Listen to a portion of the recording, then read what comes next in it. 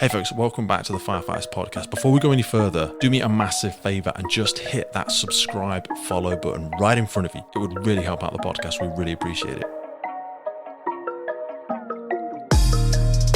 My guest for today is Alex Hepner, and we are going to head off on a wide-ranging conversation of so many things, some of which we had no idea of areas we were going to go in. This guy has done so many different things. You can find him at Groupcallpodcast, first and foremost, but that is only a very small percentage of the experiences that this gentleman has had. As you will have guessed from the title for the podcast, we have also got some significant life-saving advice in and around this podcast. We are benefiting from Alex's significant experience. He started 14 years ago as a medic with the fire brigade. He's had experience in mountain rescue. He's worked in several different branches of the ambulance service. He was a war correspondent for a period of time. He has been a journalist. He has written procedures for paramedics and dispatchers for mass casualty incidents. Once upon a time, he was an expert in the human factors for emergency settings. And as I've already alluded to, he runs the Groupcallpodcast, which he describes as an innovative internet project for healthcare professionals providing clinical educational videos. And yes, if you listen in about 2/3 of the way through today's show, we go into detail about what exactly to do if you are at an incident and you have a pregnant casualty. For some people, this is considered one of the most uncertain, rarest, and maybe even scariest casualties to have to deal with. There is 2 casualties there, and you may very well have their life in your hands.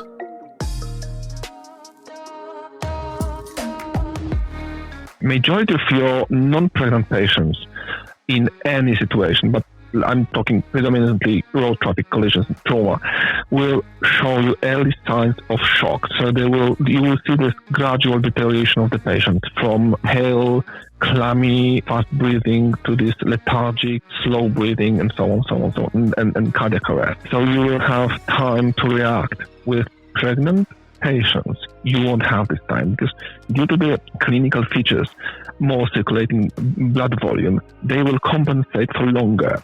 So what you will see is patients who will be smiley, who will joke with you, who will be absolutely clinically fine, and then everything will go south in a second.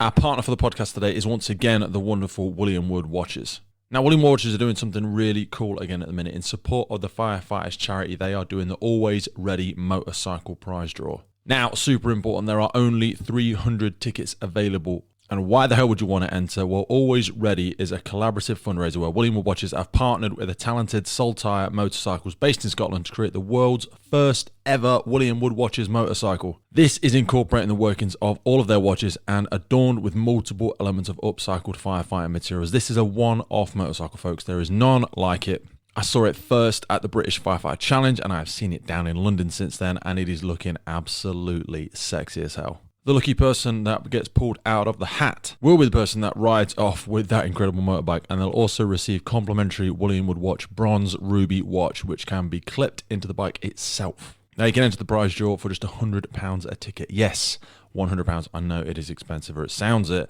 but guys, you're winning a motorcycle. I think the bike is worth over 20 grand, so it's a fantastic thing, and all of it's going to charity. That's it, you heard it. All of the profits from the sale of the Always Ready motorcycle will be donated to the Firefighters charity in the UK, supporting firefighters and their families. So if you're thinking you want to enter, if you don't know how to ride a bike, don't worry about that as well. Saltire Motorcycles have the answer. They are going to give the winning ticket holder free riding lessons, theory and practical instructions on site at their site in Edinburgh. So to be in with a chance to win, look at the link below on the podcast or on any of our social media podcast sites. You will see a Linktree link. You can click through that, and the first one on there will be the Always Ready motorcycle. So jump on in there and get yourself a ticket. I don't know how many are left, so go there now, go.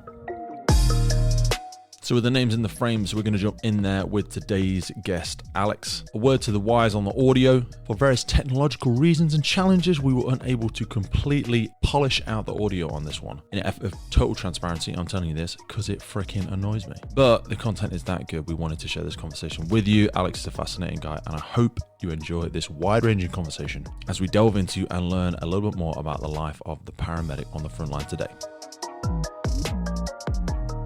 Alex Hepner, welcome to the Firefighters Podcast. How you doing, brother? But thank you yourself. I think we first met at the Emergency Services show. How long have you been involved in the emergency services?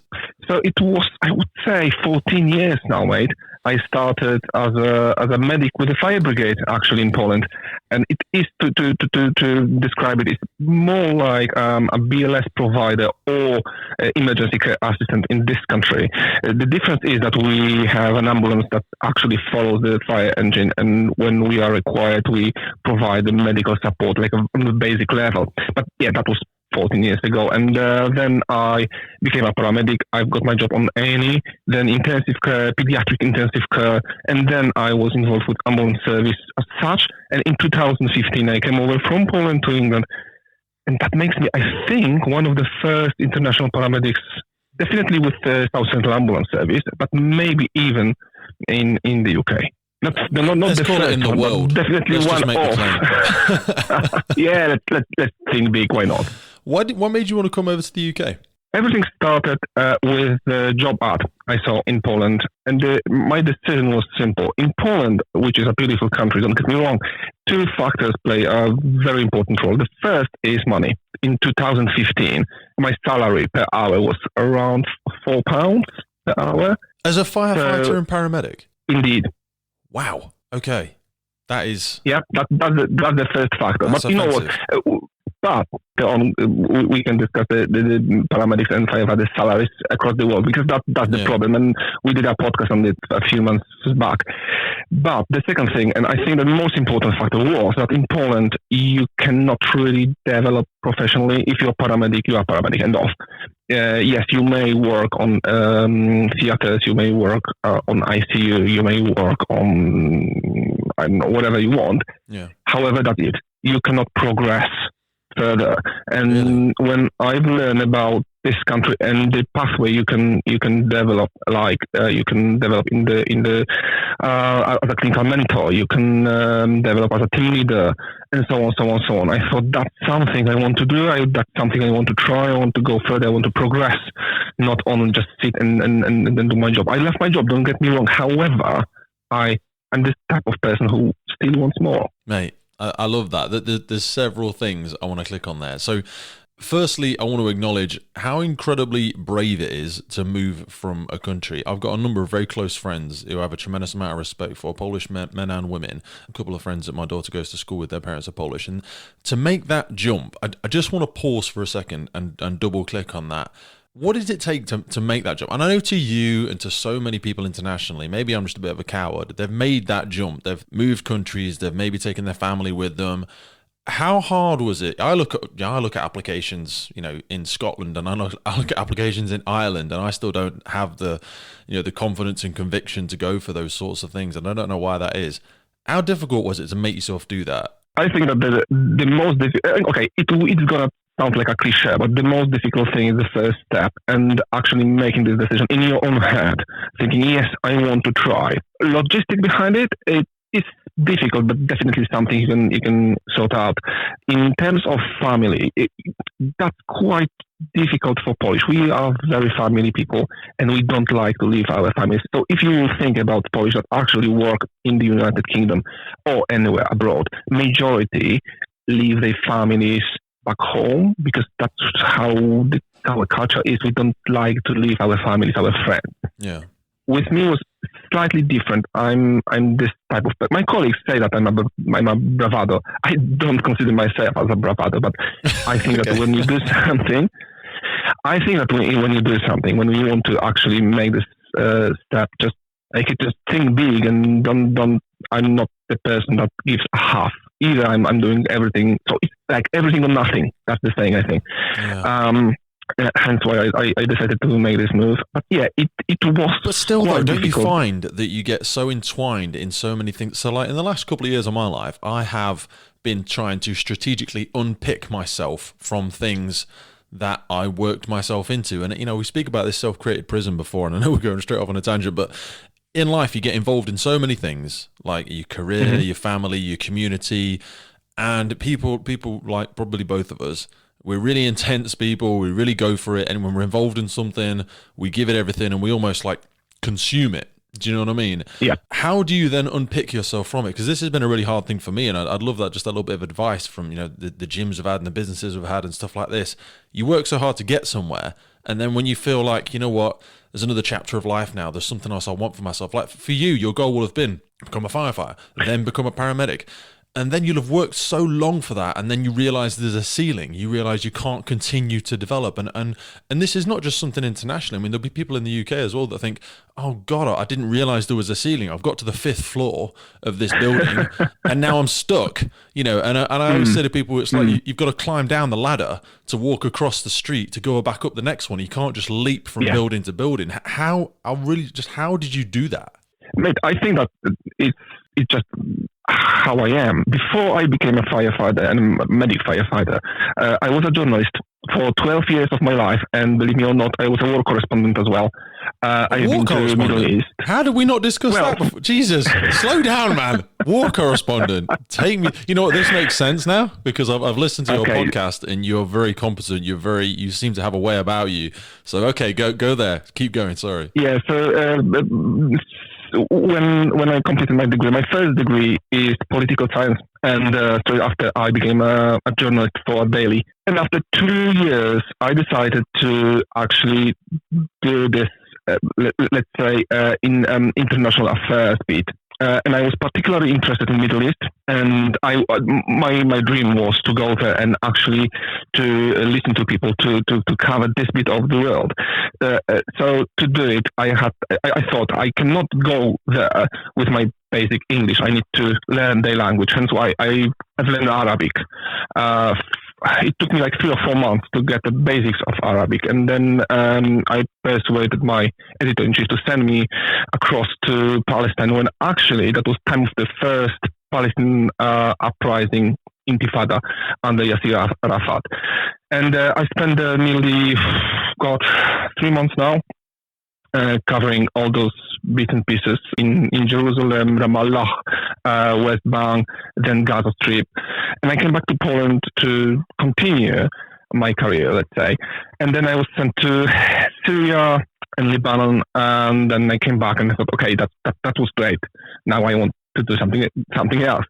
And now I'm kidding you not. I swapped my job and I became an editor. Well, one of the editors for a newspaper, not my magazine, a magazine rather, which was called CKM, and that was Polish edition of FHM. And then I became one of the editors for Playboy, Polish edition of Playboy. No way. Oh, mate. You know what? When I look at your studio and I look at your layout, I'm not going to. There's nothing perverse that goes on in there, but it has that feel about it. Do you know what I mean? Not like a CD sexual feel to it. This is sounding a bit weird now, but this is making sense now. I'm really, you know, when you see somebody and it's like the tip of the iceberg, you really are one of those guys that the person you are now, from the language to your ability as a communicator to your drive, your ambition. Now I'm seeing the rest of the iceberg. I've literally, for people's information, we always prepare notes and stuff like this before we have none of this is on the notes. This was, poorly prepared for this. Just take me back to Jerusalem and Syria for a minute. I don't want us to skip past that. You wanted to do something. You trained for 3 or 4 months learning Arabic. When you actually arrived, boots on the ground, what was it like versus what you thought it was going to be like? I did my homework before, and I knew more or less what I could expect. I also made a few phone calls to my friends saying, how can you help me to settle that, to just get the first contact, and so on. So I contacted a person who was an ambassador for Palestine in Poland, and he basically sorted a few contacts for me. So when I landed in Ben Gurion Airport and took a taxi, I knew exactly where I go and where I will be for the first couple of days. But that was only, let's say, basic things. So I knew where I will eat and where I will sleep, but I had no contact whatsoever. So now, listen to this. That's hilarious, and that you are the first person I'm telling the story. Now, so when I actually ate my breakfast, and I thought, oh, okay, I need to cover some clashes. I need to see some action. So I went to the first checkpoint, and that was hilarious. I said, hi, I'm a journalist from Poland. Please tell me where the clashes are. And they look at me, they were like, what? who are you? Who are you bothering us? But the captain on the checkpoint was very nice, and he said, you know what? The hottest point here, it will be Ramallah, so you need to go further to the place where the microbuses go to Ramallah and just grab one, and for sure you will see something. And now, yeah, that was a really good shout. So I went there, and actually, I landed in the middle of some clashes between Israeli soldiers and Palestinians. That was my baptism of fire, let's say. And it was more luck than we have the saying in Poland. I don't know if that's the same in English. I had more luck than a mind or a brain. Yeah. Like. I'm very much like that. Yeah, welcome to my world. So that was a couple of things like that, and then I went to Gaza Strip. So and, were you actually identified there, as press? Did people need? Were you being paid to be there? Were you like freelance journalism? What was your brief? What were you supposed to be getting? I was paid by my editor-in-chief to get there. I was identified as a journalist. Well, by identified, you mean the ID? Because my office or just was to stop people attacking you or shooting at you, or I don't know. You have to remember that now in the war zone, in the conflict zone, you're supposed to have like a bulletproof vest and a helmet. That's what journalists have now. Yeah. Back then, my office was too poor to buy. Let's say maybe not too poor, too tight with money to buy me any helmet or a bulletproof vest. So all I had was an ID. Okay, and before I went to Gaza Strip, I met a journalist from ITV actually, and we had a couple of beers, and we chatted, and he said, "What's your next assignment?" I said, I will go to Gaza Strip. So he said, "Oh mate, just remember to wear your helmet and your bulletproof vest." I said, "Mate, I don't have anything like that." I said, "Are you kidding me?" No. I was like, "No, not at all." So he said, "Actually, that's my last day. I'm flying back to the UK, so you can take my bulletproof vest." Oh, mate. And just when who was finished, it? What was the person's name? Mate, that was 20 years ago. I don't remember. I had this business card somewhere, wow. And he just lent me his vest, and so I went there. Before I went to Gaza Strip, I stopped in the very interesting place that's a refugee camp between two hills. The east hill is called Beit Jalla, and the west hill is called Hargilo. And on the east hill there is a Palestinian town, and on the west hill there was a Jewish town, and they were shooting each other. And the camp on the base of those two hills were getting most of the bullets. So I went to this refugee camp to see how those people live between two towns on two hills that are fighting each other. And guess what? When I was there, they started to fight to each other, and I was running away just to hide myself from the bullets. And later on, when I came back to Jerusalem, to the place where I stayed, I noticed that my bulletproof vest has a hole in the back. Jesus. So actually, it saved my at least kidneys, if not life. Jesus Christ, Alex. What the hell are you doing, man? Man, I love that. How? So did people know where you were? Did you have to give like constant updates as to when your movements were? Because you weren't there with the whole team. No. Mate, please remember, we are talking about year 2000, 2001. Okay? So mobile phones were present, but were not very common. No. All the sophisticated systems of communication, forget it. Internet communicators, very poor. Signal out there, very poor. I actually lied to my parents. I didn't want them to be worried, so I said that I'm going to do like a government highly secured facility to cover some political bullshit. Whilst actually I was running across Middle East wearing the bulletproof vest, which was silly. And Did you have any family at that time? Did you have a partner or? Back then I had a partner. I didn't have a family yet. No, that was 21 years ago, mate. Jesus. Okay. Yeah. So basically, when I came back from Middle East, I said, "Okay, that was fun. That was cool. Did you not want to keep doing it then? Did you not have a bug? Did you not be like, right, I'm the war journalist now. I'm going to write books. I'm going to write articles about it. Why did you not want to keep doing it? For a very simple reason. When I came back from this, let's say, adventure, I was encouraged twice or three more times to go there again. So as I said, Syria, Lebanon, I was up and about.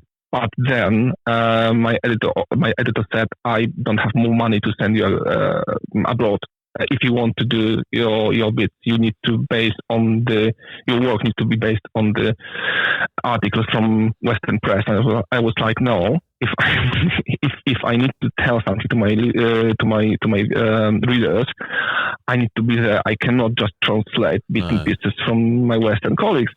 So they said, okay, then you need to either change your job or just finance those journeys on your own by yourself. And I was like, okay, I'm definitely too poor with the money you paid me for that. And so do you think you would have kept doing it? If you had the opportunity, would you have kept doing it? I think that if I would have a financial opportunity, I would definitely be still there. Wow. On Middle East. But yeah, they said no. So I said, okay, fine. And so if your advice is to change my job, I will change my job. So I found a different editor office, which was CKM, so Polish version of FHM. Yeah. And spent 8 years or so. And then being involved with Playboy as well. And then when opportunity arrived, I became vice editor-in-chief or co-editor-in-chief for Polish edition of Maxim. And that was 2010, I think. Wow. What would that job entail? Mm-hmm. Would it be you have a team of journalists working for you, or talking with sponsors, compiling the magazine and distribution? How much of a complex job is that? Because the more and more I learn about the world of media, the more and more I get excited, to be honest. It sounds like you've been and done so much. All right. So being an editor-in-chief or co-editor-in-chief or vice editor-in-chief, if you like, is all those things you mentioned. So firstly, you have to have a clear vision of the magazine. You want to know what you want for your readers. And then you have to inspire your journalists. And then you need to, as you said, talk to sponsors. You need to try to get more or better authors. In terms of Playboy and FHM, you need to speak to models. You need to actually make those connections and try to attract more celebrities around the magazine. Without seeming, I don't want us to go off too much down this direction, but is that sort of stuff as popular as it always used to be with the growth of the internet and stuff like that? Is the Playboy and FHM and Maxim and stuff like that, do you think that's going to continue with the success that it always has? Because it's pretty much the same that it's always been, isn't it? Yeah, that's exactly the problem. When I joined Polish version of FHM and Playboy, we were selling around 100,000 copies per month. Wow. In 2008, 2010, when the market started to be different because of the internet, when I left, I think we were selling around 40 or 30,000 copies. Wow. So you can see the drop. That is significant. And that's correct. So with the growth of, you obviously run a successful podcast now as well. I'd be interested, before we sort of get into what we were going to discuss today, what do you think's happening across the landscape now? Casting your mind back 20 years to when you started out doing stuff in the world of media. Mm-hmm. How do you think podcasting exists alongside television and radio and written form and internet articles and internet newspapers and magazines? Where do you think the balance is now? And I appreciate it's a very big question, but actually, that's a very good question because of what happened yesterday. So, if you obviously were involved in the whole firefighting thing around the storm Eunice, and yes. Most likely you were too busy to see what happened yesterday. So the chap who runs a small channel which is called Big Jet TV, Okay. With like seriously minor live stream viewer numbers. He got into the muddy paddock on the end of the runway for Heathrow Airport, and he started broadcasting from there. Okay, he had a camera, an internet connection, and a mobile phone. And this chap yesterday gathered more than 200,000 live viewers. Wow.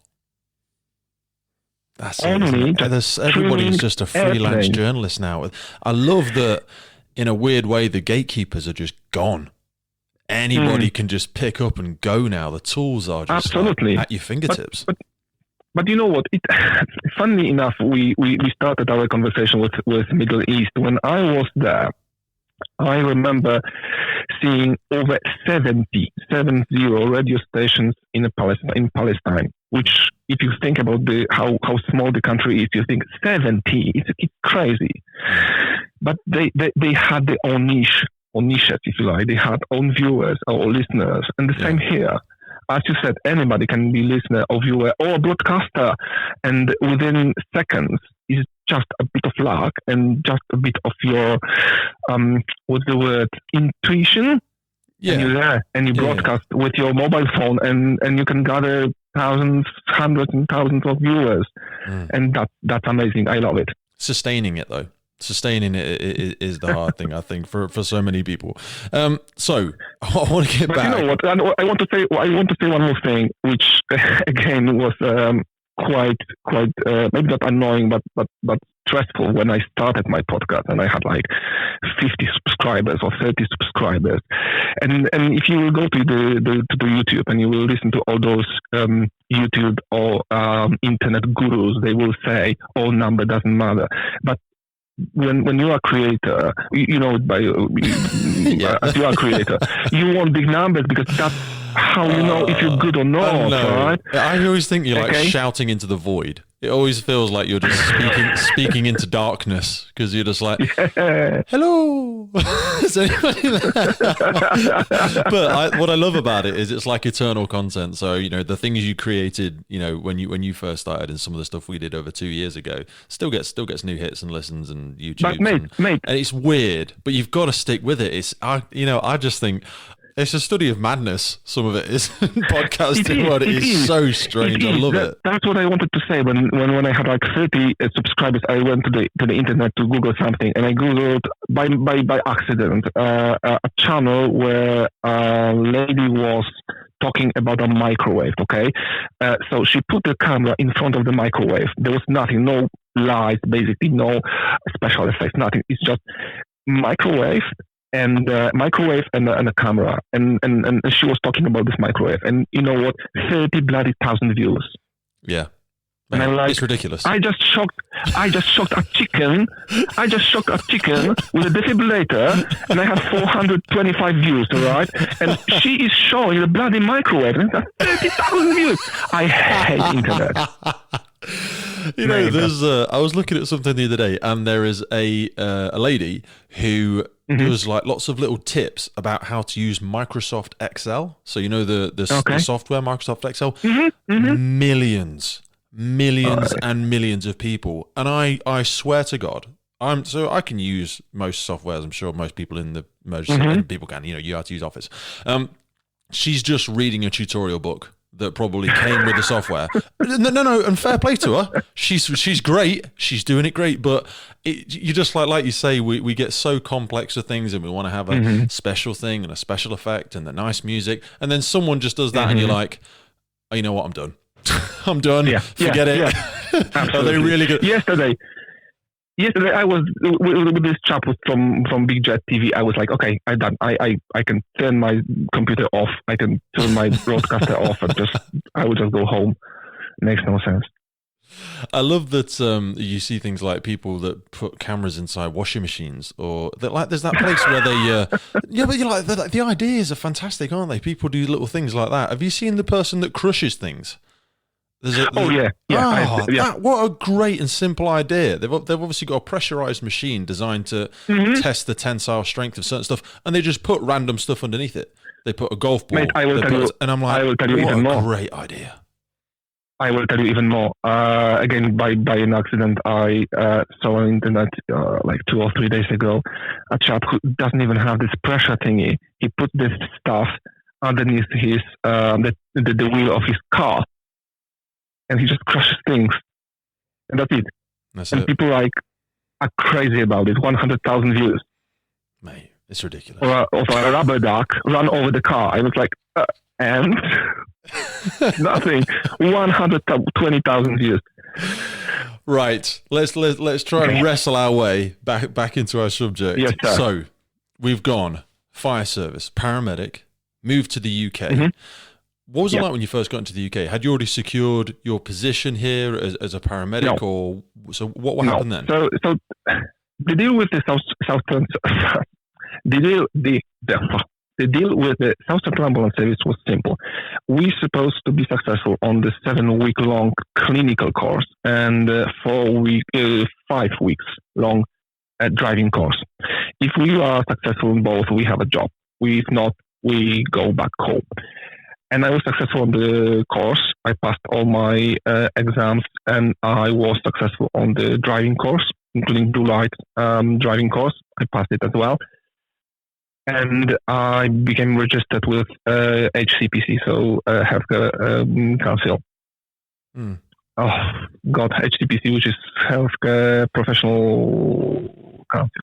Whatever it is, yeah. The proper name. Doesn't matter. But I was successful and became registered with HCPC, and that's how I got my job. And I started in High Wycombe, and that was amazing time and awful time equally. Amazing time because I met lots of very nice people. That was also an awful time because A, I missed home, and B, I met a few awful people. Yeah. And that's it. But I made this decision to stay here, and 2 years later I was successful on the interview on the post of clinical education manager with South Central Ambulance Service. Is that when you started co-authoring on some of the procedures for paramedics and dispatchers? No, the procedures for paramedics and dispatchers wasn't in Poland. So when I was a paramedic in Poland, right. I also was a spokesperson for my ambulance service, and that's where I became involved in this project. And when I became one of the 3 co-authors of those procedures. Okay, so when you were putting those procedures together back then, some of that was in and around mass casualty incidents. What were some of the sort of bigger insights or some of the things you learned while you were studying that? That apart from medical and technical point of view, we also need to remember about human factors. And human factors play a massive role in any incident, but especially if you're dealing with multi-casualty incident. That's not only paramedics at scene and firefighters at scene that are actually under the influence of the clinical, of the human factors, but also dispatchers. And what I wanted to do is to put a structure on how dispatcher work in Poland, because that's the difference. So, for example, here in the UK, you have call takers who have like a set of questions, and they just go with the list of questions, and they read it like a script, don't they? And they work their way through it. That's the word. And they put the information for the dispatcher, and dispatcher dispatches the crew. In Poland, it's slightly different. So, firstly, to become a dispatcher, you need to work for 5 years with ambulance service. And then you are a dispatcher and a call taker, and you basically don't have a procedure, only a clinical knowledge. So it is that does make sense to an extent, though, doesn't it? Because it gives you a much more conceptual understanding of what the crews on the ground are going to be facing and what sort of information they need. Indeed. So, but the problem is that the pressure on the dispatchers in Poland is huge, because having no script is only their clinical judgment to send a truck or not. Yeah. To ask the person to make our own way to the hospital or GP, or to actually send out the truck. And and it's still there, and it's still like that in Poland. We decided back then, to put a structure on it and to help all those people, not only paramedics on the ground, but also dispatchers, to make them their life easier, I would say. So when you decided to come over the UK, we spoke about the financial aspects, and I know you said that you recently did an episode sort of based on this.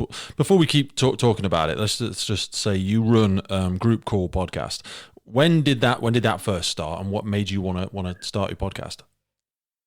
So it started in November 2020, and what I wanted to achieve is to keep doing my job, because I love to teach. I love speaking to people. I love to discuss clinical things. And as pandemic started, we didn't really know what will happen. And I observed that lots of clinicians moved into this internet cloud, if you like, internet reality. And I thought, why I cannot do the same thing? I thought I will make things better, because back then, internet was full of webinars, which I find, with all due respect to people who are doing webinars, they are very static. Someone who is reading out PowerPoint or showing the pictures, and okay, if you can learn like that, absolutely fine. But I wanted to do something more, hence why I recreated this famous experiment where a group of scientists shocked the chicken. Oh no, they actually defibrillated the turkey to prove that there is no current on the ground around the victim, so defibrillation is actually safe.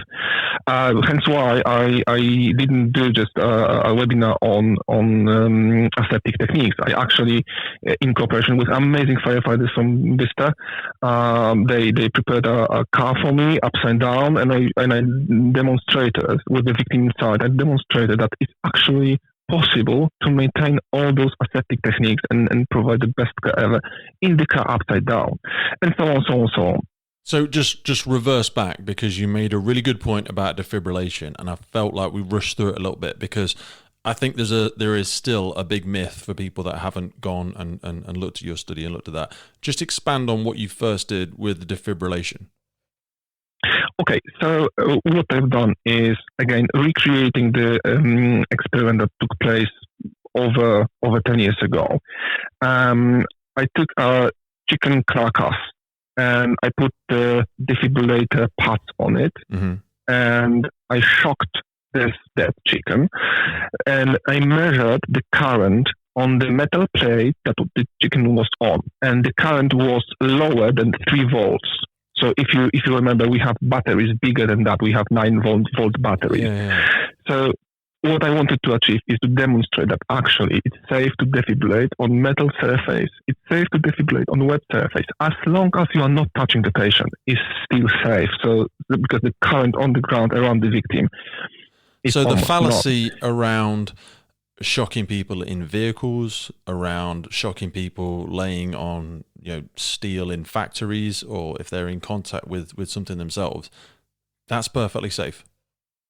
Absolutely safe. You have to just remember 2 things. A, you need to dry the skin, but that's for pad adhesion. So you dry the skin of the patient, and you are not touching the patient. You don't want to touch the patient. Yes. And you're safe.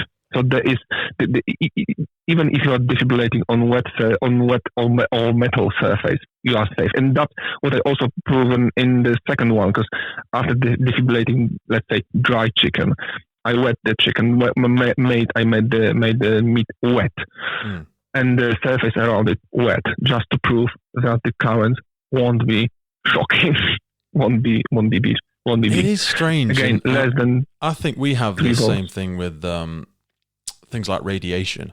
We were given a fantastic lecture a little while ago about radiation, alpha, beta, gamma, all the different types of radiation, and our perception of how it is transmitted and how you become irradiated versus radiation and the different types and all that sort of stuff. And I think there's a real misconception about picking things up and suddenly becoming irradiated. Someone gave a great analogy for me about sunshine, about when you get burned by the sunshine and then you go inside, you've not still got sunshine on you, but you're still affected by the burning, but you're no longer exposed to it.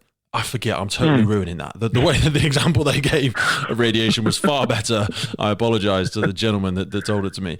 But it's great to have some of these myths busted, because you do still hear that. I think it's one of the go-to things that we sometimes have first aiders on, our first person on scene or FRET courses or stuff like that, where they talk about defibrillation on wet surfaces. And I think it's just a phrase that just comes off the tongue now. But there are more myths, and funnily enough, we will broadcast on a Monday morning the next episode, Group Call Live, where you have an Australian paramedic, a Finnish paramedic, you have paramedic from America, and you have me, where we actually busting 10 of the most common medical myths still present in our society, still in medical world. There are still medics, and I'm not saying about first responders, with all respect to first responders. I'm saying about doctors who believe that, let's say, spraying sodium chloride into your patient's face when they have a fit will stop the seizure, which is, I'm sorry, bullshit. But people tend to believe that. And so we will bust some myths on Monday. And I'm really this curious. This podcast is going to come out a long time after your broadcast on Monday. So okay. Just for people to be able to refer back into it, what sort of stuff will they be able to jump over and have a listen in on? Yeah, so they will be able to. But do you mean like in general, the Group Call Live, or give me the top three? What do you think the top three myths are that you'll be busting? Okay. Okay. The first myth would be hypoxic drive. So people tend to believe that we should not be giving oxygen to patients with chronic pulmonary obstructive disease, for example, so COPD. The second one is 21-23 rule, so depth of the intubation, so how deep your tube should go. And the third one would be checking the blood pressure, checking the pulse to see if your patient's systolic blood pressure is over 90 millimeters of mercury, which is again bullshit. Do we still check pulses much? I mean, we use pulse oximeters and stuff like that, but some people still appear as though they are, the old sticking the finger on the wrist and checking for a pulse. When you're in a traumatic environment, and when, for us, we're at road traffic collisions and stuff like that, I can't imagine that's a very effective way of doing it. Well, we still teach that, because we want not only to know the number, because pulse oximeter will give you the number, let's say 70, 80, 90, and so on. But we want to know how strong the pulse is, how well perfused, and also is the skin warm and dry, or maybe it's clammy. So actually, pulse checking gives you a lot more information than just a number. So yes, we still encourage medical professionals to check pulses. It's different with lay people, different with first responders who are not really trained in checking the pulses, because the problem is that you actually can feel your own pulse. That's what I'm saying. I swear to God, when I do that, you can feel your own pulse in your fingers, because you squeeze it, you can get your own distal pulse. I can never quite. And also, you're asking questions and you're trying to pay attention to what the person's saying, and I think it's just, I could never do it. With some training, you should be fine. Seriously, it's just a matter of repetition and training. But yeah, we still encourage medical professionals to check pulses. Okay, take us back to pay. So you came over into the UK. What was the difference in sort of annual salary? And you said you guys covered this in a recent episode. So what's the landscape looking like for paramedics and for people in the healthcare sector now? Okay, so let's start with me. I've got top band 5, so I think that was around 22 or 23,000 pounds back then, or 21. Don't really remember, but that was 20 plus thousand pounds annually. And again, definitely better than I pay in Poland. Did it help me to start? not really, because the problem is that if you are based in the country, you have family, you have your support network. If you struggle, here I've got my first salary and I had nothing. I could not even really properly rent a house or a flat because I didn't have a history with this country. So it was quite challenging, but definitely money was better. But again, think about the cost of living. So something that costs, let's say, £1 in Poland here costed me like £5 or £7. But again, definitely better money, and I did not have to work 350 hours because that's the number of hours I worked in Poland to pay my mortgage, between 350 and 400 hours per month. So definitely I could stop having one job here. I didn't have to have 2 or 3 jobs as I had in Poland. Wow. Okay, so you were doing 50, 60 hours a week in Poland was a normal week? Yes, that's correct. Crikey. So what's the landscape looking like now in the UK? What's happening with the changes of paramedics? Because I still feel like, paramedics coming into the job now are on 22, 23,000, something like that. Firefighters coming into the job are maybe on 25, 26, but you don't need a degree to be a firefighter. It seems like there's a lot more training involved to be a paramedic. I'd be interested in hearing your thoughts on it. Okay, so 2 things here. Let's start with money. That's the worldwide problem, and as you mentioned, we had an episode on staff retention and job satisfaction with paramedics, and what came quite interesting is that it's not only money, it's also a workload and access to training. So that's the 3 most important points considered by paramedics when they think, should I stay or should I go? And let's say 10, 20 years ago, in England, being a paramedic was a lifetime job. Now staff retention is around 3 to 5 years. Yeah, 5 years, isn't it? That's what I was reading a study the other day. 96% or no, 87% of the company. 5 years. I mean, that's scary. It takes you that long to train. Yeah, that's very true. But again, that's the problem where paramedicine became some more GP focused thing, a primary care focused thing rather than emergency service. And lots of my colleagues who enlisted, who started this job because they wanted to be involved in emergencies, either change it or just quit it because they say, okay, the workload is horrendous. We are involved in the jobs we were not really trained to do because we still can deal with, let's say, primary care issues, but majority of us were trained to actually deal with emergency jobs, and definitely money, because it's a really demanding job. And if you think about responsibility that is on you and how quickly you can lose your registration and be stopped from doing the job you love, it's quite harsh. Definitely. So I think that, and all that responsibility is on your shoulders as well. In a fire crew, there's at least 4 of you there, versus a paramedics will often work alone. And you said about that sort of changing workload. My brother-in-law's a paramedic. I know he speaks of the fact that they're now training, a lot of them prescribe. You can upgrade qualifications to be prescription. Then you can go out and do searcher, and you can go out and do lots of things that people typically would have had to go to the hospital or would have had to go to the doctors for. Yes. They're now, and I'm sure I'll say this wrong, but they're becoming like mobile hospitals. Mobile hospitals, they can prescribe drugs, they can write out all or those even aspects. Mobile GP surgeries. Yes, or even mobile GP surgeries. That's correct. That's correct. That just seems like a lot of responsibility for one person. That's one thing, and also what our viewers and our listeners are struggling with is the fact that the system is bad.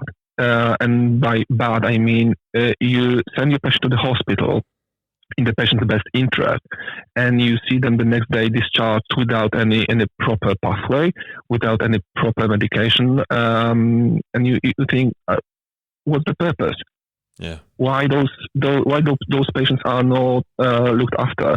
Why the whole responsibility seems to be on our shoulders, and then hospitals just don't care, or social services or whoever is involved in the whole process.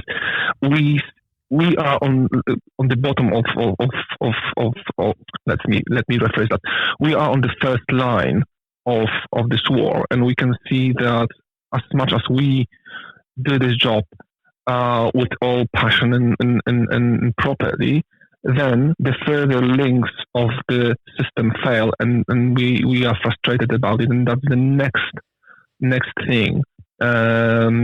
So why are people falling out of the funnel? Why are people falling out of that funnel? You know, you're going out there, you're scooping people up. Let's say that's a very loose term, but you're giving people a service. You're on the front line. You're on the tip of the sword.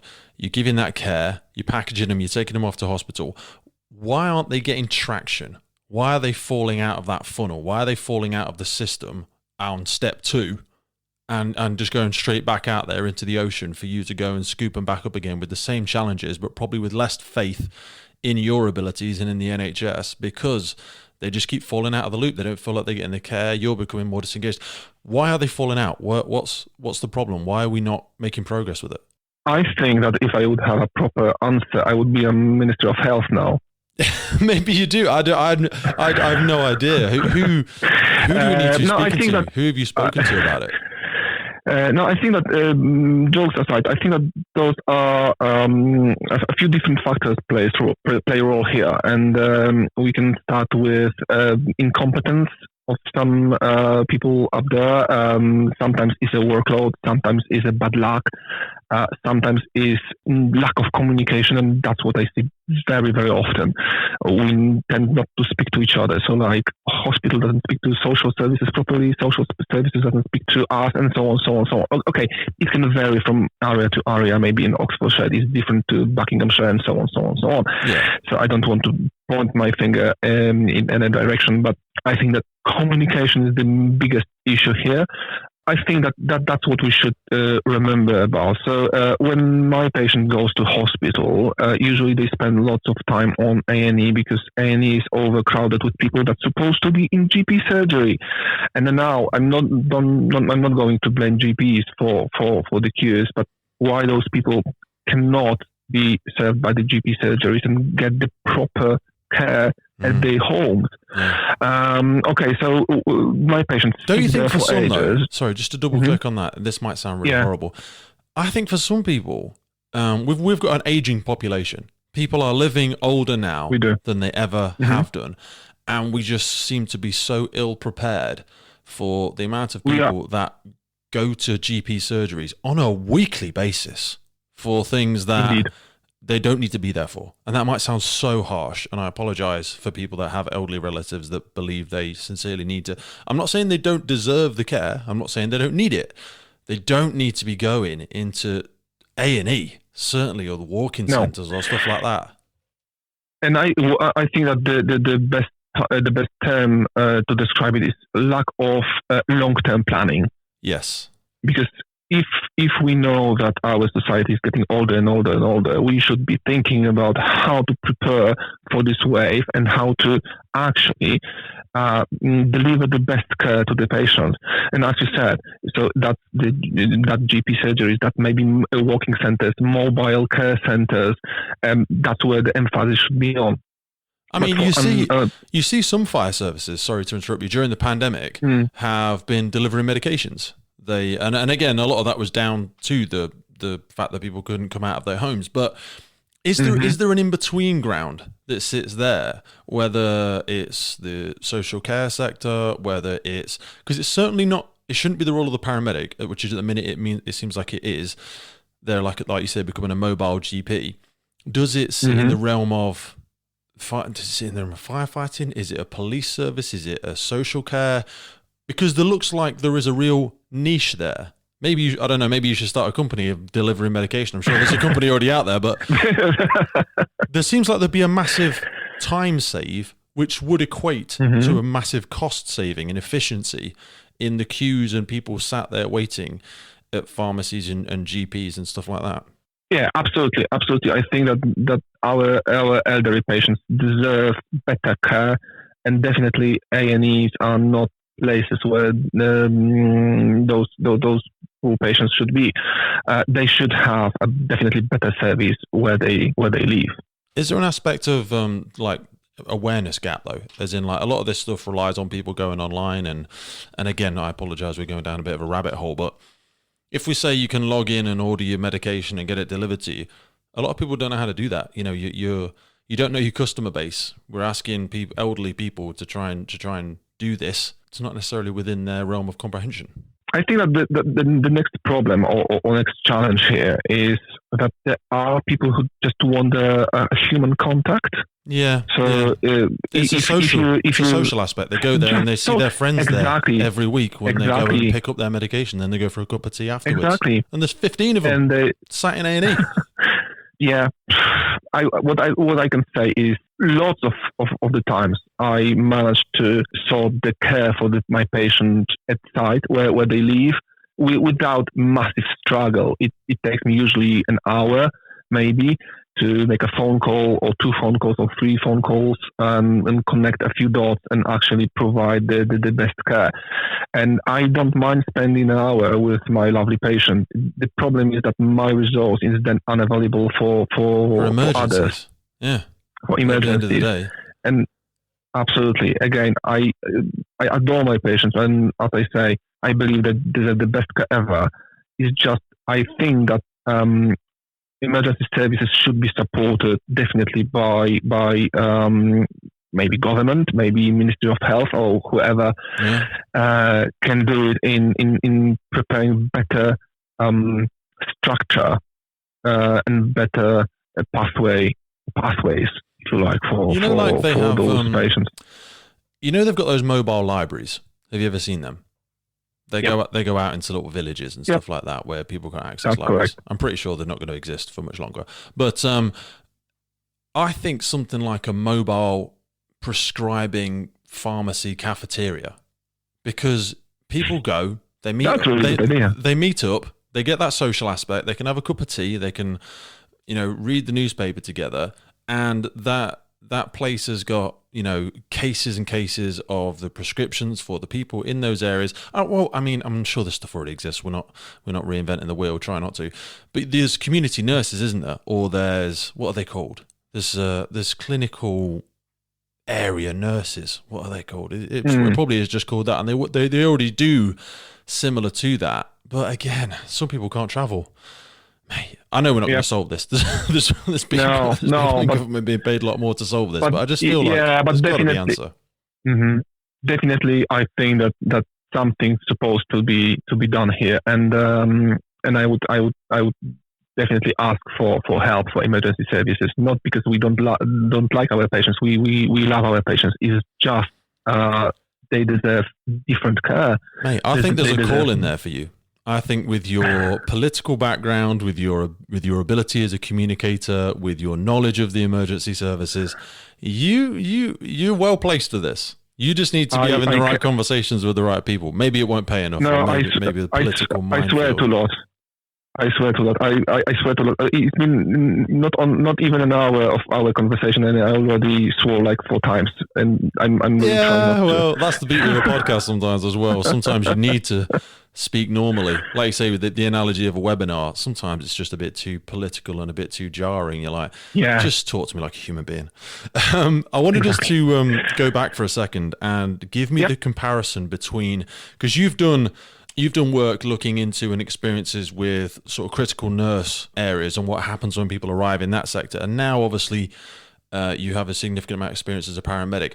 What's the difference between a paramedic and a critical care nurse, and what are they looking at when it comes to patient care? Okay, so let's start with, I was a critical care paramedic. In Poland, paramedics can work on ICUs. So I've never been a nurse. I always been a paramedic, but critical care paramedic. And the difference is that critical care paramedic works in completely different environments. So when you, as a paramedic, you arrive to the patient, you need to think about now, how I can solve this problem now, how can I deliver the best care for my patient now.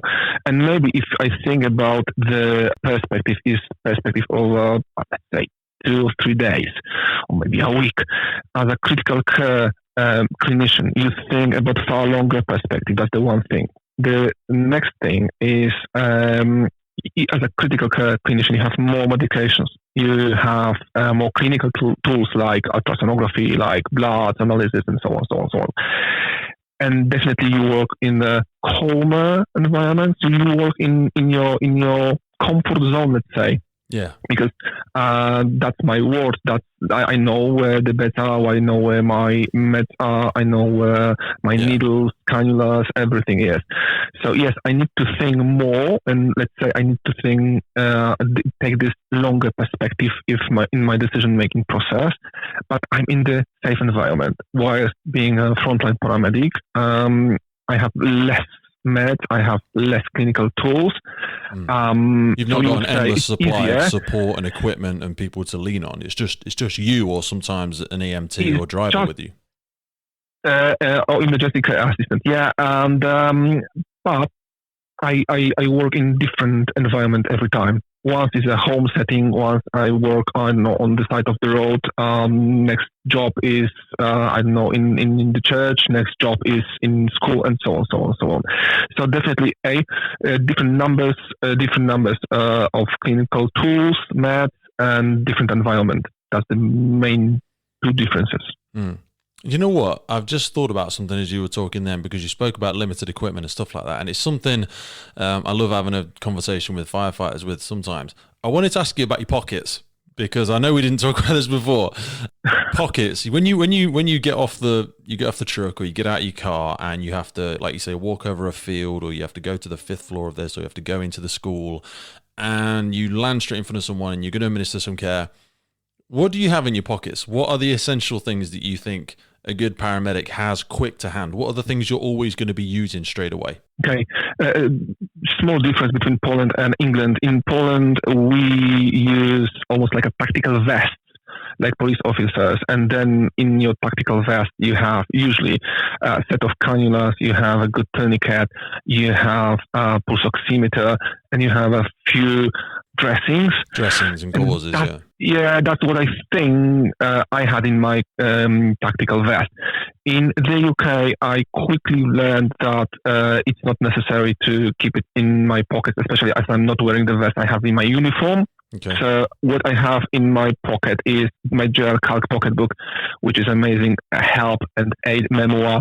So if I don't remember which drug should I use or how to deal with, let's say, whatever medical condition, I can always open my JR-Calc and double check if my management is correct, if my dosing is correct, and so on, so on, so on. What book is that called again? Sorry, slow down for a second. I remember ordering one of these off Amazon a long time ago. I think it was like £40, but I can't remember what it was called. So just slow down for me and just say what that book, because people can buy these. These are publicly accessible. Yes, it is JR-Calc. JR-Calc. Okay, JR-Calc, yes. I will put that in the notes, because I think that's quite, I know people might not want to go deep into the what everything's about, but I think that's quite interesting. I bought one when I was doing some ride-alongs with paramedics. Obviously, I wasn't actually going to do anything myself. I was helping lifting and move casualties and stuff like that. But I think there's some incredible stuff in there. Like you said, it's like an aid memoir of flashpoints and flashcards of quick references, prescriptions, dosages, certain conditions, and because you can't be expected to remember all of it, I suppose. Well, yes, you can in Poland.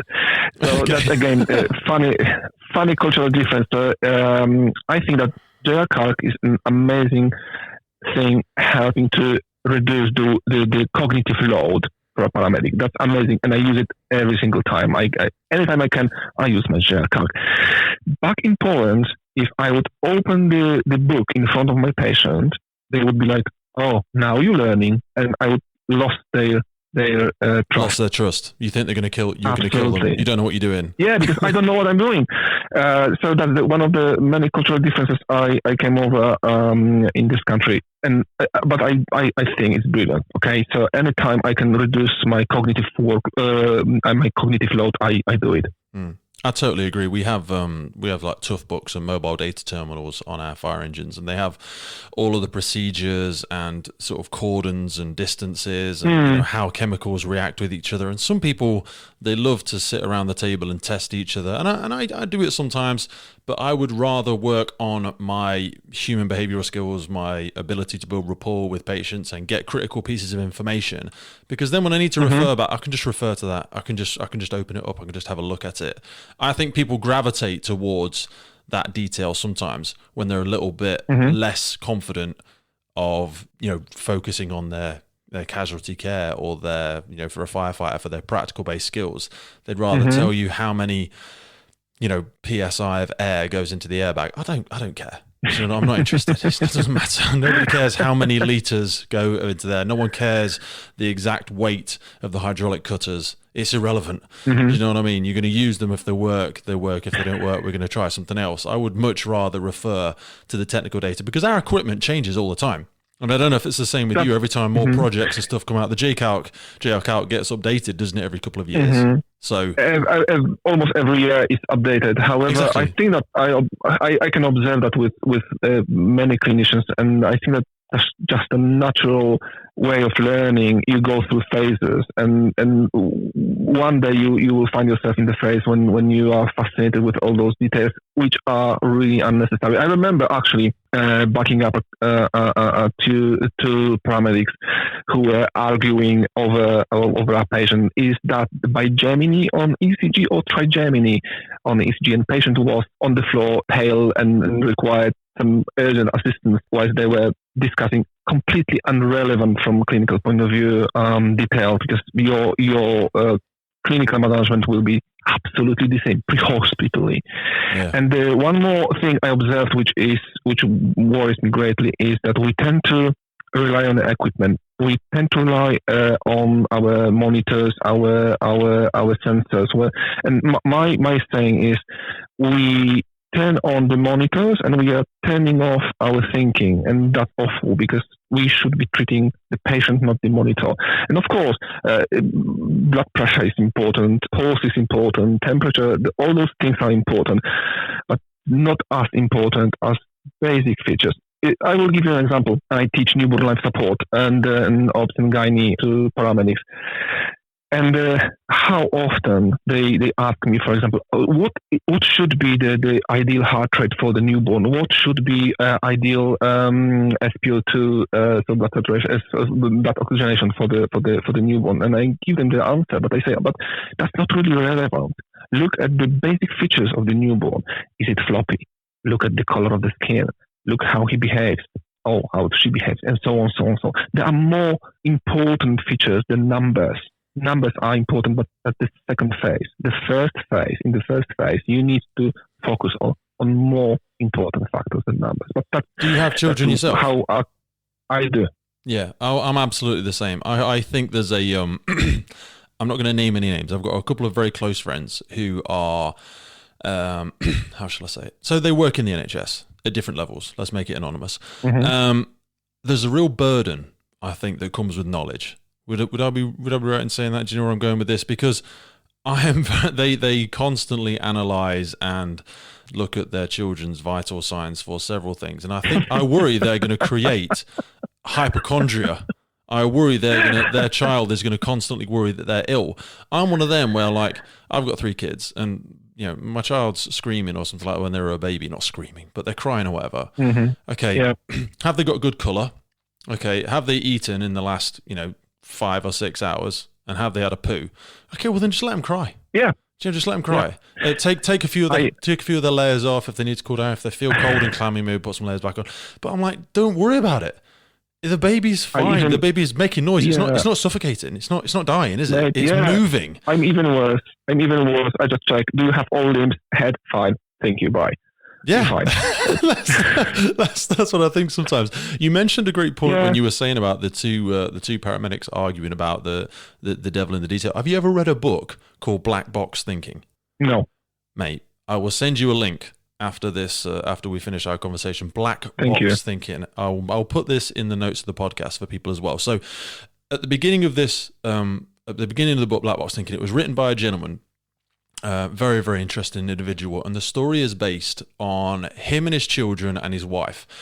So his wife had some sort of deviated septum, or she had something that, I think she was snoring. I think this is what it was. She had like a snoring thing. And you can go for a simple procedure and you have it changed in your nasal cavity or something like that, and then you don't snore anymore. So she was going to go and have this simple procedure, and she went in the morning, and the dad and the children dropped her off, and they said, "Oh, let's go to the shops and we'll buy Mummy some stuff, and then when she comes out, we'll cook a nice dinner for her, and then we'll go to the movies," or whatever it was. She went in there, and they saw the anesthesiologist, the anesthetic person that puts them to sleep, and at some point in the time that they got the dosages wrong, so they went to put her to sleep, but she wasn't breathing properly. And she wasn't breathing around. I think they gave her too much of a dose or something like that. And the two doctors that were in, or the one doctor that was in the room at the time, was trying to, I'm going to get the terminology, was trying to intubate her. And he was trying several methods of trying to do it. And they left the room to get another doctor. And they continually tried to intubate this woman, and they discussed different methods, and they discussed the equipment. Do you know the study? I know the case. Yeah. Elaine Bromley. And then there was nurses. Elaine Bromley. Yeah, Elaine Bromley. Thank you. There was nurses in the room who were who had the tracheotomy kit. They had the trach kit there, and they're like, but they didn't have the confidence to overrule the doctor and say, "Why don't you know?" And she went. Well, I don't know what it was. You probably know far more than I do. 4 or 5 minutes or something, or longer. And when the brain goes without oxygen, she was effectively a vegetable. She was irreparably harmed. I think they put her into a coma. And she sadly died. She sadly died. I think that 13 days later she died, sadly.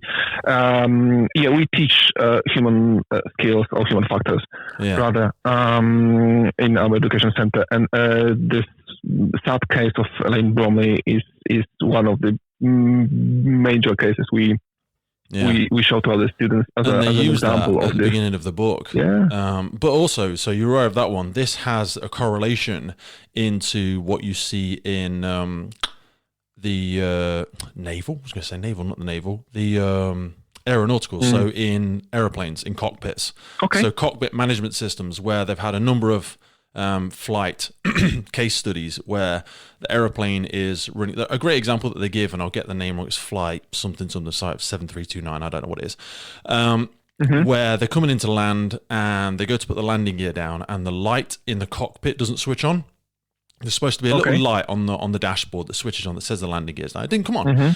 So they send the co-pilot back, and he has a look. There's a little hatch you can look at underneath the seats, and there's some shot bolts that are supposed to be up if the landing gear is down. And he had a look, and the shot bolts are up. So that would suggest that the landing gear is down. But the pilot himself was so focused on this light, he's like, I'm not happy. I don't know what's going wrong. So they started putting themselves into a holding pattern, and they started circling the thing, and the pilot started getting to work trying to dismantle the light bulb and see if the light bulb was broken. And you can hear this is why it's called black box thinking. You can hear in the black box recording that about 20 something minutes in, there's an alarm that goes off that says the aircraft is running out of fuel. And you hear it go off, and you hear 2 or 3 times the co-pilot says, "Sir, what about the fuel?" And he's like, "We're absolutely fine. We've got loads of time." And he palms him off 2 or 3 times. And then the fuel gets to a point where it's just too low. And he says, "Sir, we need to land." And he says, "That's fine. Let's just go in there." And he's like, "We can't get there." So they try and go to a different airport, and they can't get there. And they end up putting it down in a field somewhere. And loads of people, I'm sure I'm going to misquote this, loads of people die. But it talks about the level of investigation that happens whenever a plane goes down, because, very, very, very, not very often, a plane will go down, versus originally, and I say this with the greatest respect to people in the medical profession, there is less investigation historically that used to go into simple mistakes, like you said earlier, about communication, handovers from paramedic to the critical care, from critical care to the doctor to the surgeon, those gaps in communication where the wrong knee gets operated on, or things like that. And because we're just so busy, and because you take the Hippocratic Oath and it's all done with the best of intentions, historically it didn't have the same level of investigation despite the best of intentions. And anyway, it's a fantastic book. It's a fascinating book. And when you spoke about those two paramedics debating the difference in equipment and or the statistics they need to be using from it, it just screamed out in my mind. But sorry, I went off on a tangent there. No worries. Please send me the link. I'm really fascinated by I will, mate. what you just said. You would absolutely love it. So I wanted to go back and speak about when we were a paramedic on the ground. Obviously, I work in the fire service. You've got the expertise from there. How can firefighters be working more effectively with a paramedic on the incident ground? What are the expectations? What information would you like from us if we're arriving somewhere first? Or how can we work better with you? And then I know we're going to go into an area of sort of expertise and the worst case scenario of some incidents that we're most worried about attending. I think that every job is different, but predominantly we want you guys to be with the patient. We always need someone to reassure this patient and always be there. I think from my experience with British firefighters, you guys are great in communication. You are far better than some paramedics. So one thing if I could ask for one thing is just let's practice more. Let's do more exercises. Let's do more maneuvers because it's just about practice making you master. But always, if you're asking me about the very very in detail thing, is always have someone with the patient and don't worry about other details. It's just are they breathing or not. The rest of it we will take care of. Okay, so yeah, sometimes you can find that when the paramedic arrives, the firefighter gets taken away and steps off and goes, "Oh yeah, right, we can leave them with you now." But really, you need that communication and support because you've got 1,000 things to do, I suppose. It's and you're all communication. Communication is one. The second thing, if you have to, the communication is one factor. The second thing you should be aware of is how the patient feels when people in care are changing. If person is really distressed, if person is scared, if person is I don't know, in panic, they need someone to trust. So if I have a firefighter from the very beginning, I will keep the firefighter with this person for longer. It's just for the patient comfort. I will do all my paramedic bits and pieces. I will play with my magic equipment, but I love this firefighter to be with the patient because that's where it started. Now they are 20 minutes together. Let's leave them there. I don't need to move this firefighter away. It's great if they're there.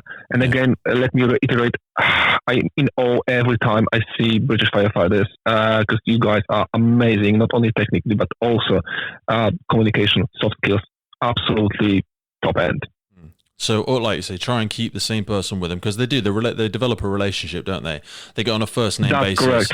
I'm Pete. I'm the firefighter who's going to be looking after you today, and their name's Susan or James or whatever. And they have that constant relationship, right? You know, James, the paramedic's going to be coming in. They're going to be checking this now. You're going to hear firefighters moving around the vehicle. They're going to cut this post, this big steel post behind your left head. They're going to cut that in a minute, and you're going to hear a loud bang. So consistently having that communication and that relationship because. You as well, I mean, you're quite a unique individual because you've got some experience of firefighting, but a lot of paramedics will just be moving around them. I mean, I know I'm using the example of a road traffic collision here, but we're just moving around, we're smashing glass. One thing I will ask of paramedics, so for anybody that may or may not listen to this as a paramedic, please wear helmets. You know, please wear PPE. Your PPE is significantly less robust at times than ours, and there are so many sharps and danger. There's a reason we've got our big crazy gear on because you know there's a lot of dangers in there, and I know you guys and girls have to get right in there and get amongst it. But the jacket and the helmet seems to be the first thing that comes off sometimes, and I've seen a few paramedics take chunks out the back of their head or cut themselves on the side of some charaded metal that's sticking out because when they went into the vehicle the doors were on, and now they're getting back out. There's no roof and no doors, and you know, I worry as an incident commander when I'm looking at the paramedic climbing around the vehicle with their skin out everywhere, and it just that would be my ask. So, thank you, sir. And let me reiterate that you guys are amazing. In my humble opinion, when I work with Oxfire or Buckinghamshire guys, you guys are amazing in glass management and shafts management. Yeah, absolutely. I can just concur with what you just said. PPE at scene. Now, is worried. I wanted to ask you one of our sort of closing questions before we get into our personal sort of quick fire round that we like to do. You've got a significant amount of experience in pregnancy, so gynecology and people experiencing pregnancy and how to deal with that. I've always found that to be one of these scarier incidents to attend when it's a singular patient and it's just man or it's just woman. When you realize this person is pregnant and it's mummy and baby, it feels like an additional level of complexity and pressure, and especially if that person is in the process of giving birth. You know, I'm astonished at how many paramedics I speak to that tell me the number of births they've been present for. I thought it would be significantly rarer, but it's more common than you think that. It is, and it will be more common. Last year, Royal College of Obstetricians and Gynecologists, if I remember correctly, estimated that 12,000 babies will be born pre-hospitally, but due to COVID, this number can be now forgotten. And ladies now doesn't really want to go to hospitals because hospitals are no longer perceived as a safe place. Yeah. People don't want to go to hospital. They prefer to give birth at home. No, at home. So it will be more and more common. Now, if you think about pregnant patients, a crash course, guys, please talk to your patient, okay? Calm them down because fear and panic is the last thing you want for many reasons, human factors wise, but also clinical wise. So you want to talk to them and calm them down as much as you can. Also, if you think about road traffic collision from this perspective, it's great if someone is there and talking this lady through what's going to happen. You will hear loud noise here. You will hear bang or bash or whatever sound here. Explain what's going to happen and how loud it will be. That's very important. So that's one thing. Two, always remember that you have two patients. Okay, it's always two patients. So you require, or your patient will require medical assistance. Sometimes two crews. I would say for firefighters, for my firefighters colleagues and friends, the mantra you have to remember is what is good for mom is good for baby. So if you think, shall I give her oxygen? Yeah, it's good for mom. It will be good for baby. Speaking of oxygen, if you think about smoke inhalation, for example, maternal hypoxia is something we really don't like, we're really afraid of. We want mother to be well oxygenated because then baby will be well oxygenated. If mother won't have enough oxygen, baby won't have enough oxygen, and that's it. That's really not a great idea. So please remember that this oxygenation is important, as temperature management as well. And the last thing I want to say, not making it too clinical, majority of your non-pregnant patients in any situation, but I'm talking predominantly road traffic collisions and trauma, will show you early signs of shock. So you will see this gradual deterioration of the patient from pale, clammy, fast breathing to this lethargic, slow breathing, and so on, and cardiac arrest. So you will have time to react. With pregnant patients, you won't have this time because due to the clinical features, more circulating blood volume, they will compensate for longer. So what you will see is patients who will be smiley, who will joke with you, who will be absolutely clinically fine, and then everything will go south in a second. Okay? So you won't see those red flags, you won't see those warning signs before your patient will collapse or will go into cardiac arrest. So don't be fooled by good skin color, good alertness level. If you will, for any reason, check blood pressure or pulse, they will be fine. And then within seconds, everything may go south. So how do you know if baby's coming? Sorry, I know we're jumping ahead. How do you know if baby's coming? Because we can wait sometimes with all due respect, you're very busy. We can wait a very long time for an ambulance. How do we know if baby's coming? Obviously, we might see it, but what changes coming up? What do we need to do if we think baby's coming?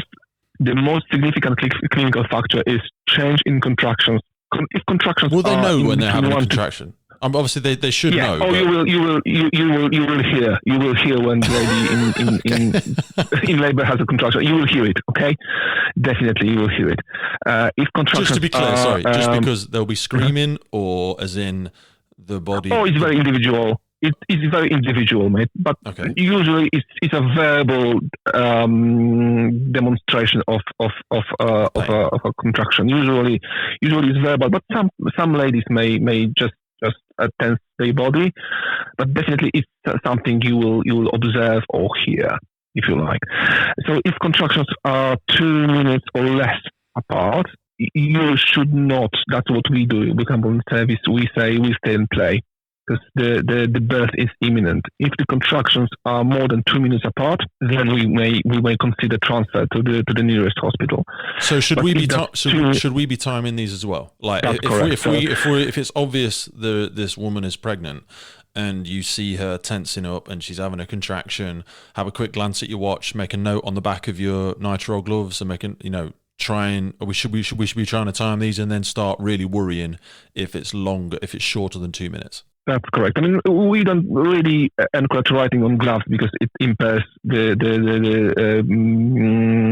features of the glove to protect your skin. But make a note. Oh, really? Definitely make a note somewhere. I used to see people do that all the time. People used to do that all the time. Sorry. I did that in Poland. No, mate. No. But I did that in Poland. But in this country, I actually learned and got some proper research that we should not be writing on gloves because it impairs the features of the glove to protect your skin later. And the same with, let's say, length of time you have the glove on the skin, because latex or nitrile is porous, and longer you have your gloves, those small holes or micro holes are bigger and bigger and bigger, and your nitrile or latex gloves are less and less protective. How often should we just pause there, because I feel like that's really valuable. How often should we change our gloves then? If we're at an incident, multiple casualties? It depends from manufacturer. It depends from actual manufacturer, but I would say, from my perspective, it's 20 minutes to 0. 20 minutes. Okay. I would change my glove every 20 minutes. Gloves. It's going to be a pretty big incident if you're there giving care for longer than 20 minutes. Yeah, but it also, please remember that it also varies from manufacturer to manufacturer. Yes, yeah, but anyway, you make a note when the contraction occurs. Also ask your patient. They will tell you, I'm having a contraction. Or if they had babies before, 2, 3, 4, they will tell you, oh, my baby is coming. Please listen to your pregnant patient. They are really knowledgeable. They know what's going on with their body. So if I actually facilitated birth, that's what I do. I facilitate birth. I don't give birth. The lady who's pregnant is giving birth. I facilitated birth on A34. Just before Oxford 2 weeks ago, and on the way to hospital, the lady said, baby's coming, and 25 seconds later baby was out. There was no like a proper clinical feature. She had contractions, and she had those contractions quite often, but not more than 2 minutes apart. But in one moment she said, okay, baby is coming. Yep, yes ma'am. You have a lovely boy. That would just be crazy. So when we talk about pain relief, some fire engines for a period of time, we carried Entonox and stuff like that. Is that still safe? Can we give that to pregnant ladies as well? Absolutely. Gas and air, so Entonox is absolutely indicated in pregnancy. If a lady wants to take it, absolutely indicated. One top tip, if they are breathing quickly, I would say try to coach the breathing down because if the lady is breathing quickly and will self-administer Entonox, she may pass out. So slow the breathing down, nice slow breaths with Entonox, and absolutely fine. Okay. So when baby is coming, she says, my baby's coming, it's coming now. What do we need to do? If you're not there, what do we need to do? Well, just before the lady will say that the baby is coming out, what you need to do is to make the environment warm. And you want to make it warm like 23, 25 degrees, okay? You don't want 21 degrees or lower. Just to give you an example, a newborn will lose its temperature in 21 degrees as quickly as adult, naked, wet men in 0 degrees. Wow. So 21 degrees for newborn is absolutely not enough. You want to have current guidelines from Research Council are 23, 25 degrees. But do not overheat. I was actually on a job. I backed up a clinician who turned all the radiators in the room on and top it up with 3 remote heaters. It was like 40 degrees when I entered. And this chap said, mate, he said, I think I'm going to collapse in a moment. I said, okay, yeah, because you created a bloody Sahara desert here. So what I teach to my students is do not overheat the environment, because dad will collapse, mom will collapse, your crewmate will collapse, and you will be the last person to deal with the whole situation. So no, do not overheat 25 degrees. If you think, Mallorca in May, imagine yourself on a holiday with drink. That's the temperature you want. So if the patient's still trapped in the vehicle, that's just going to be blankets and tunics and layers, I suppose. But if we've got them out and we're just waiting by the roadside, just layers and layers, and try and keep them off the concrete, and try and keep them warm, and maybe take the baby into the fire. Cutting cords. Sorry, cutting cords. Do we have to do that? I mean, I'm guessing. Hold on. Sorry. Slow down. Hold on. Before we will slow down, before firefighters, before you will take the cutters to cut, before you will take a whole mattress to cut the cord. No, hold on. I was involved. I was testing recently a tent called Rigulu, which is dedicated to responders, to first responders, medics, firefighters, to create a safe environment for a casualty, not only pregnant casualty. Okay. But I found it really good. So if you will have any type of a shelter or tent on your engine, that's amazing for birthing patient. The next thing, before the baby is out, please remember that the supine position you can see on the telly is not great for lady in labor. If she wants to go in all fours, please let her. If she wants to stand and lean against the wall or whatever position she wants to take, please let her. She knows, and her body knows the best what position is the best for giving the birth. Now, what you want after the baby is born is you want to dry the baby, okay? Dry and stimulate the baby for 60-90 seconds. Baby won't cry instantly after leaving mom's body. It will take some time. So keep stimulating, keep drying, and then when you can hear the first cry or first sigh, discard the wet towel, wrap the baby in the dry towel, and give it to mom, and encourage skin-to-skin contact. Now, with the skin-to-skin, very important thing, mom will most likely will be sweaty, will be wet. So before you will hand over dry, warm baby to mom, please ask her to dry off her chest. And then when her chest is dry, pass the baby over and encourage skin-to-skin contact and breastfeeding, as it helps with contraction of the uterus and delivery of the placenta. Now, shall we cut the cord or not? We discourage you guys from cutting the cords, and we also, if there's no immediate medical need, we don't cut the cord. Delayed cord clamping is the best thing you may do for baby. Actually, it will support the whole system later, and baby will have more red blood cells in the next 3 months than if you would cut the cord prematurely, let's say. So don't cut the cord. I will tell you even more. Now we are trying to change the approach, because the approach was if the baby's life is in danger, cut the cord, take the baby to the resus area, which was not great for mom, if you can think from human factors point of view. And if a resuscitation would not be successful, also grief is harder or longer when you are not witnessing what's going on. So now we're trying to bring the resuscitation to the baby, not baby to the resuscitation.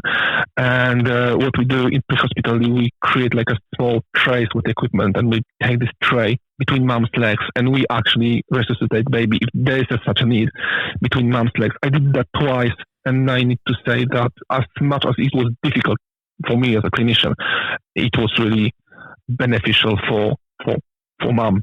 And definitely for baby, because we did not cut the cord, so that there was still blood supplementation. Of course, later on, umbilical cord becomes floppy and white, and then we can cut it. But that's so if baby comes out, we dry baby, umbilical cord still on, baby's not breathing. Place baby on something dry between mummy's legs. And normal CPI, is it 15 and 2 with the... Well, it's 2 fingers, and it's 3 to 1. It's not 15 to 2 or 30 to 2. It's 3 to 1. So 3 compressions and 1 ventilation. 3 compression, 1 ventilation. But the whole algorithm is slightly different for clinicians, because before we will jump on the chest, we need to check a few clinical features, and sometimes just drying and ventilation helps. Because baby might have fluid still in their mouth. So baby most likely will have fluid in the lungs. So what we normally do after baby is not breathing and is floppy, so we deliver something which is called 5 inflation breaths, okay? And those inflation breaths are slightly longer than 1 second ventilations. And the objective of the exercise is to pull the fluid out of the lungs into the surrounding lymphatic tissue. And sometimes just those 5 inflation breaths help. It's just important to deliver those 5 inflation breaths with a small BVM, not the adult one. Yeah, tiny little so squeezes. Sometimes, exactly. What we need to remember is that baby needs between 6 to 8 milliliters of air per kilo. So if baby is 3 kilos, let's say 7 milliliters, that's 21 mils of air. Okay, that's how much the newborn requires. So if you would squeeze the whole adult bag, you would actually cause the barotrauma and actually. So to try and make it a little bit easier for the panicking moment that it is, very, very, CE grip on the side of baby's face, nice and gentle, covering nose and mouth, and just a gentle squeeze on the bag. Would the visual of just you're only looking for a slight inflation in the chest, aren't you? Because like you say, if you see a huge rise in the chest, it's likely you're going to cause trauma to baby. Yeah, you need actually very tiny squeeze. And what's important, you need to put something under the baby's shoulder, because if you think about baby's head, it's quite huge. So by lying on the flat surface, most likely the airway will be closed. So what you need to do is put something under the baby's shoulder to actually put the baby into this nice neutral position, and then actually cover the baby's mouth and nose with the mask. If you don't have a very small mask, you can use adult mask. Just flip it around, so where the nose part is, this nose part goes where the baby's chin is. And then definitely baby's BVM, so small BVM, tiny vents. The inflation breath should take between 2 to 3 seconds, and 5 of those vents you want to see chest rise and fall. And sometimes only this maneuver will help. Then what we do pre-hospital, we deliver ventilations for 30 seconds just to give a bit more air, because what we just did with the 5 inflation breaths, we pushed the fluid out, but the lungs are not oxygenated. So now it's time to give them some oxygen, some air to those small lungs, and those 30 seconds of ventilation. And then we make a decision based on the pulse. We actually check the baby's pulse, but we don't feel it with the fingers. We listen it with the stethoscope, and then if that's 0 to 60, we do 30 to 1. So 3 to 1.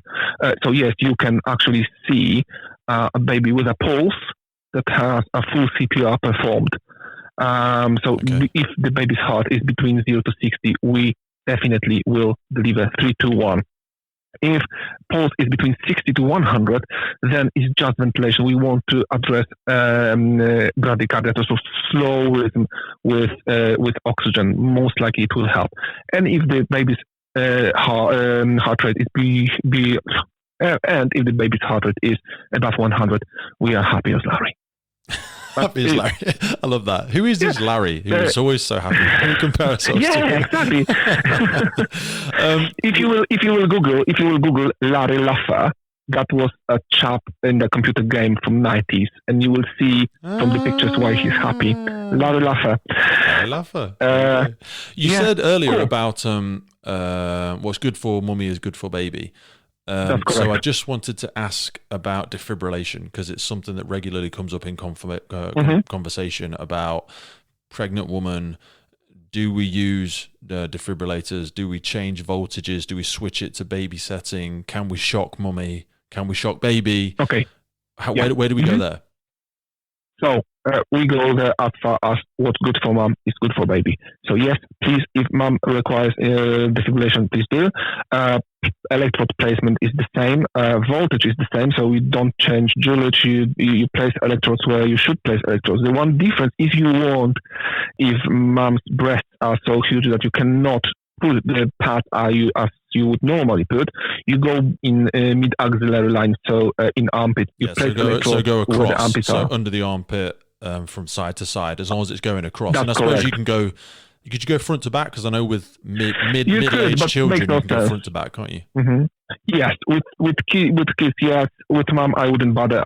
It's too much fluff. You need to roll or log roll your patient. Blah blah blah. Roll mummy is not going to work, is it? I would definitely go by auxiliary. In terms of CPR, what you need to remember, your hands should be slightly higher because all organs are pushed up by the baby, by the fetus. So you want to put your hand 2 to 3 centimeters higher on the sternum. And most important thing, someone should manually displace the uterus. Back in the days, what we tend to do is we tend to roll the blanket to put mom in so-called left lateral tilt. So roll the blanket under the right buttock, and the objective of the exercise was to keep the baby's weight away from large vein, which is called inferior vena cava, because of compression that baby was creating on this vein could impair the venous flow.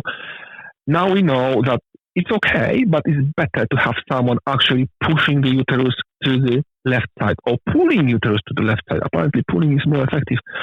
So, in your environment, in firefighter environment, you always have more than one person. So it would be good to have someone who's actually pushing the uterus away or pulling towards them. You want to move it away from patient's right side. You want to move it to the patient's left. Okay. By doing that, you're saving both lives. You're saving both lives. Mate, that's scary. I love it, mate. I would be more than happy. I've not delivered a baby yet. I'll be totally honest.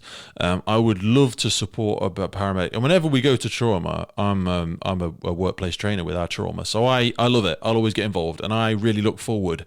And in fact, let's go there for a minute. I would love to see more firefighters doing corresponding. How do you feel about corresponding? Are we taking the jobs from the NHS? Is it wrong? Should we just be putting more? Because it's hard to recruit for paramedics, right? It's hard to recruit for emergency care technicians. And should the fire service be helping out more? What do you think about that? Yeah, so it is quite difficult to recruit them. But in terms of first responders or corresponders, guys, I love you. I adore every single moment spent with either civilian correspondent or firefighter who's corresponding. Please do it more, and I hope that as soon as COVID will ease off, let's say, we will have more of you third morning and doing the jobs with us, because I'd love it. I would love it. I would love to have side. the ambulances on the fire, like they do in America, and by the sounds of it, like they do in Poland. Yes. We share our resources. We have a central hub for emergency services, certainly for paramedics and firefighters. The police can join us if they want to, but I definitely would love to have. Let's focus, because I just think most trauma incidents we're going to be going to together anyway. So I just feel like there's got to be a massive cost saving. Speaking to higher level management within some fire brigades and fire services up and down the UK, they have said, and I'm sure if I spoke to my NHS colleagues, they would probably say the same, but they said it's so hard to get these agreements in place. The NHS is so much bigger than the fire brigade. Well, I'll tell you what. So in Poland, we occasionally, from let's say station to station, have those trucks. It's not very common, and definitely nothing that would be institutional. Back in the days, fire brigade wanted to overtake ambulance service in Poland, but then they realized that in 1 month but they realized that in 1 month we do more jobs than they do throughout the year, and they said, "Yeah, thank you, no." I was about to say, there's no more nights in bed, boys and girls. If you honestly want to take all of the work of the paramedics, I wouldn't encourage that. But I do think I would love to see us working less in silos. Because I think it would make training so much more interesting. It'd be better for the public because we'd work more efficiently together. But we'd train you more on rope rescue and how to work together, and you would train us. And I just think it'd work much better. I think the community would be much stronger. I'm sure there's some really obvious reasons as to why it won't work. Maybe people are arguing over budgets and who's going to pay for what. I don't know, but most likely, all the money's coming from the same place. I know it's different pockets of money and all that, but I think it's so disappointing. I know there's unions involved, and I know there's lots of complexity to it, but I would love to see more of it. Yeah, actually, one of my friends is a firefighter. Okay, let's put it that way. He was a firefighter and now he's a paramedic, and he said to me, maybe you would like to be a retained firefighter. I said, actually, I would love to, but I would love to be a paramedic firefighter. And he said, no, we don't have it in this country. I said, why? And I said, I don't really know, but unions are involved. Oh, okay, all right. Because I said, maybe we could start like a pilot program for paramedics who want to be a firefighter, and we could actually have one paramedic per engine that could provide medical care. Yeah, absolutely. Why not? I swear to God, it's the same. And I'm probably going to show how little I know about things now. You do for some of the ambulances because of the size and weight of the vehicle. I think we could have driver paramedics. I think that would be an easier transition because why not? You're already blue light trained. I'm pretty sure you have the same classification of license that our drivers do.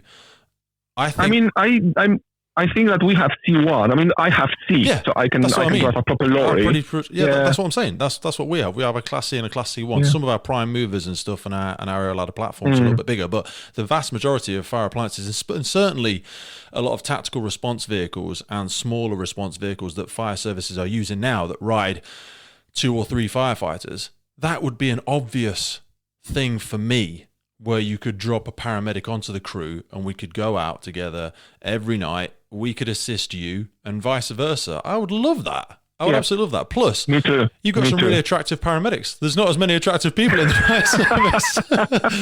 It would make going to work nicer sometimes. I think that if you would ask a female paramedic, they would definitely say that firefighters are more attractive than male paramedics. They're not. Honestly, some of them are. Some of us are, and I'm not including myself in that. That sounded weird. But some people don't use the gym as much as I would like them to.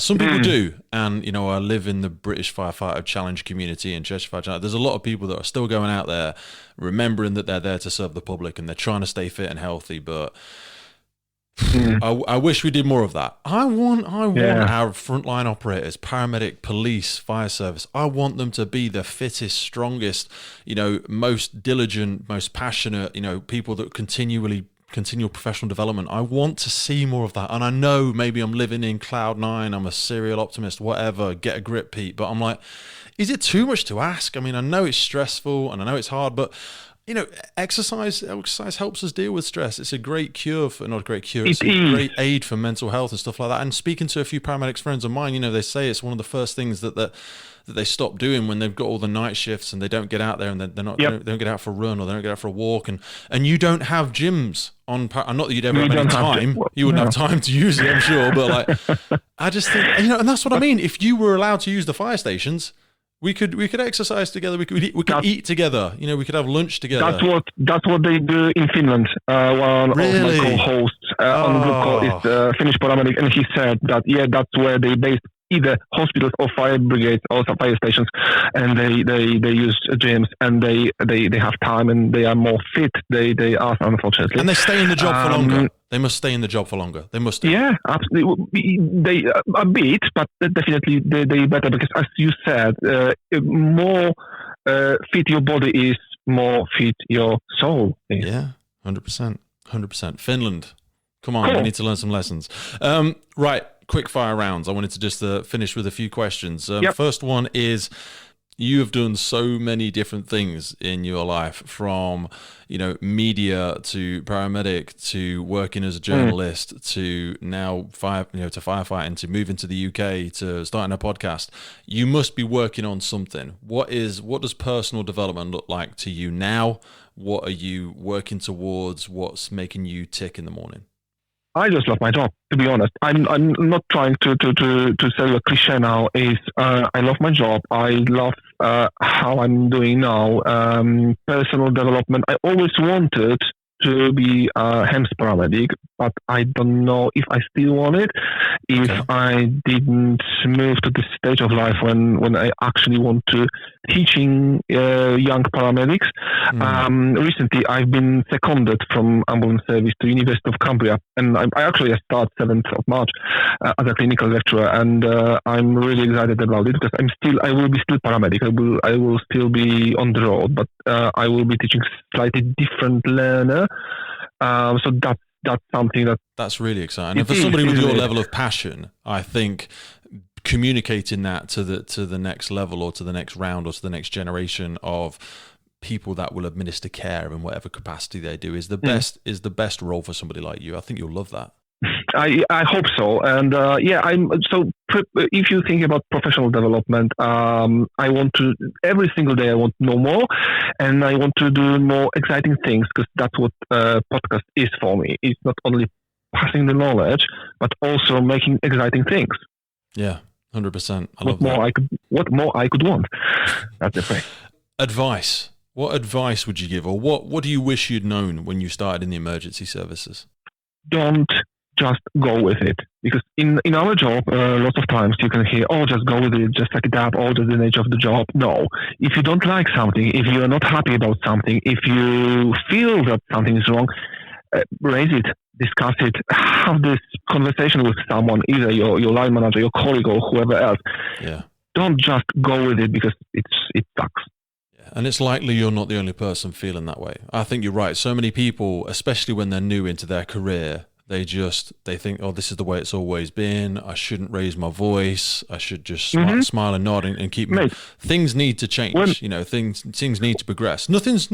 We're not in dire straits or anything like that. But all progress comes as a result of some form of change, and that change needs to be ignited by somebody saying, I'm not sure we're doing this right, or something's changed, so maybe we need to adapt what we're doing, or I'm not happy, or. And it's both. Yeah, and it's both. Clinically, if you think that something is clinically wrong, discuss it with someone. From a human point of view, when I came over to this country, I was bullied by one of the officers, and I basically booked my tickets home twice, and I stayed. Did I raise it? No. Till basically today, it was just my thing, and I was like, let's just go with it, despite of the fact that I was quite experienced clinician when I came over here, and I should feel better, I should feel strong, I should feel more confident. I didn't. I'm new in this country. Maybe that's the culture. Maybe that's how it should be. No, there is no place for bullying, racism. There is no place for bullying students or newbies. So again, to cut the long story short, if you're not happy with it, just don't go with it. Discuss it, raise it, report it. Absolutely. And I think we see more of that now as well, that people are coming into the job with a little bit less life experience sometimes. I mean, you came in with a significant amount of experience, but you had that massive language barrier, which made you vulnerable in a way. It made you vulnerable to people that thought you might have been stupid, you didn't know what you were doing, you were incompetent, because you had this colossal language barrier. And for some people, that, whilst it's not a language barrier, it's usually an experience barrier, and people don't come in now with the same level of life experience that they used to have, because people have grown up in a different culture now. So you can have people 20, 30 years older than them going, don't you know that? I don't. You're not going to last. You're not going to last long in this job. You need to toughen up. Yeah. You need to get over yourself. This is just the way it is. And some people are like, no, I'm not sure this is the way it's supposed to be. I'm not sure I should feel this way. I'm not sure you should speak to me like that. Those, and I think we are getting better at that. There's a big move towards a little bit more emotional intelligence and a little bit more awareness. So my sincere hope. I know I do a lot of mental health stuff within our service, and I'm a trim practitioner and all that sort of. It's really big. And that's kind of where the podcast came from as well, to be fair. I love people. I'm fascinated in human behavior, and I like to understand what drives and triggers emotions, and you end up having quite deep conversations with a lot of people on a regular basis because I can imagine that. Yeah, you're just very interested in them. So we're going through pieces of advice. I wanted to ask you about challenges. I know you said the language barrier, but looking at paramedics that are coming into services now, there's obviously a big financial aspect to it, and then it's how long it takes to train for it. What do you think would be the biggest challenge facing somebody that wanted to become a paramedic? I think that all those factors you mentioned are there on the table, but also what I think I found the most challenging is to try to have a successful personal life as professional life. So try to marry those two factors. That's the most challenging thing, and I still find it challenging because I love my family, but I also love my job, and it's very difficult to marry up those two things, and that's always the challenge. The rest of it, financial things, yes, by all means. Sometimes with simple problems like I cannot afford the car to commute to work, I cannot do this, that those are challenges definitely, but I think that they are easier to overcome rather than just this how to marry up your personal life and your private your personal life and your professional life. Especially is because you want to be the best at your job, not better than anybody else, but you want to be the best version of yourself, and that can lead people down a path of doing a lot of private study, which we should do. But, spending hours and hours on YouTube in the evening and trying to read all the books, and especially if you're the sort of person that ends up recording podcasts on the weekend instead of spending time with your family, you've got to get a bit more self-awareness, and we will bring our conversation to a close soon so we can both get back to our families. But absolutely. I wanted to ask you about the proudest moment in the job. If you expect me to tell you about a mass casualty incident or a baby resuscitation, you're wrong, sir. I would say that my proudest moment is every time I can see my patient smiles. And it doesn't matter, is it an RTC where when we together with firefighters drag them out of the car and put them on stretchers and so on. It doesn't matter, is it a lady on the floor who just needed to be picked up and made a cup of tea and just a chat. Every time the person I'm called to smiles, that's the proudest moment. I love that.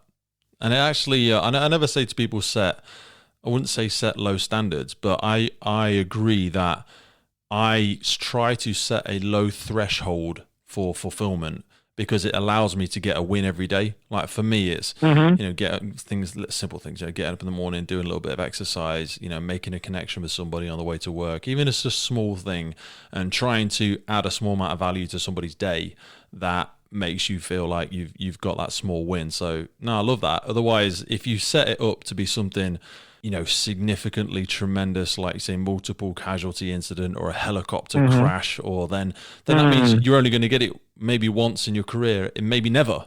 True. If somebody says, I'll only feel like the best firefighter in the world when I pull somebody out of a burning building. You might never do it. You might never do it. Do you know what I mean? People can spend their whole career and never make a live rescue. So no, I love that. Final question. If you were going to teach our children, we've both got children, and now you're going into an education role and you're going to start doing this lecturing and stuff like that. If you had to, or if you were given the opportunity to teach a class of young children as a paramedic, as sort of life skills, what would you spend that 1 hour teaching them? Two things. And I will start with the second thing, which is, of course, BLS, so basic life support, because I truly believe as a paramedic and a critical care paramedic that good BLS saves lives. People with needles, tubes, defibrillators saves lives, but by all means. But we, with advanced life support, we will do nothing if there is no good basic life support, so BLS, so those chest compressions and ventilations. That's the second thing. But the first thing I would teach them is safety, because safety is the most important thing. Good rescuer is a life rescuer. So scene awareness, safety, and definitely self-awareness as well. That's what I would spend my hour on. It's almost as though you've done it before. So situational awareness, keeping yourself safe, not putting yourself in a hazardous situation, and then the basic life support, those foundations of basic life support, so that when the paramedic, when the hero, when the whoever does turn up, you can keep that person sustainable till then. Absolutely. The longest recorded basic life support on actual person, not on a mannequin, was 90 minutes. And it happened in America, in a small town of Goodhue in Minnesota, where a guy just fell in the grocery store. And the citizens of this small town, I think there's like 1,000-something citizens there. So they lined up and they performed BLS on this chap. Every citizen and every person compressed the chest for 3 minutes, and they were switching around and up to the moment when a helicopter from the bigger town arrived. 90 minutes, and this guy left the hospital after 3 days with no neurological problems. Jesus. 90 minutes, an hour and a half. 90, exactly. Wow. I've done CPR several times, but for no longer than about 5 or 6 minutes. It's knackering. It really takes it out of you. But that's why you need to swap people. As soon as somebody starts CPR, you need to be thinking, who is in there next? Because you can't just go, oh yeah, he's going to do CPR. Yeah, for about 2 minutes. Then somebody's going to need to be right there behind them to switch them out. And you know what? And that's the problem in our jobs, both yours and mine. People run on adrenaline. They think, yeah, I can carry on. No, you cannot carry on. Even if you think you carry on, your effectiveness drops. Your chest compressions are not as effective as they should. So, absolutely swap people around every 2 minutes, even if they are, no, I'm fine. I can go for ages. No, thank you. Next. Because your self-awareness will start to your perception of how effective you are will drift as well. Alex, thank you, brother. Thank you so much. Honestly, we had 2 pages of notes to talk about, and I feel like I could have made several more pages, because you've just opened up so many doors and windows into different areas of your life, and I've found it absolutely fascinating. For people that want to come on I'm delighted. And learn a little bit more about yourself, give us a bit of information about Group Call Podcast. How can they find you? Where can they find you? The easiest way is to go to www.groupcall.uk. That's my internet page where they can find all the information about the podcast and recorded episodes as well. Or just type Group Call in YouTube and it will take them to my channel. Love it. Absolutely love it. So all of that information, folks, will be in the notes of the podcast below. Alex, thank you, my friend. I sincerely hope we can get together at some point in person and do something together and try and create something to better empower the rest of the emergency services, to hopefully do a little bit of what we're doing here. Hopefully to work to cross that bridge and work together more. Absolutely. Beautiful. Absolutely, sir. That was a pleasure. Thank you for having me on the show. Take care of yourself, and I will speak to you soon. And you, all the best. Bye-bye. Hey folks, this is Pete jumping back in just at the end of today's podcast. We discussed several things today that I just wanted to double click on. Head into the notes of the podcast. First, you'll see a link to Alex's podcast as well. Secondly, you will see a link to the book Black Box Thinking that we discussed. And thirdly, you will see a link to the J.R. Calc Clinical Guidelines Pocketbook. This is a definitive guide to emergency care for healthcare professionals on the road and in the community. This is updated, I think, every single year. So the latest link that we're giving you there is for the 2021 Pocketbook. So final thanks for me. If you haven't already done so, please hit that subscribe or follow to stay up to date with all the latest from the Firefighters Podcast. A massive thanks to Alex. A big thanks for you to coming back. Look after yourself, support each other, support your emergency services, no matter where you are in the world. And we will see you again real soon, right here on the Firefighters Podcast.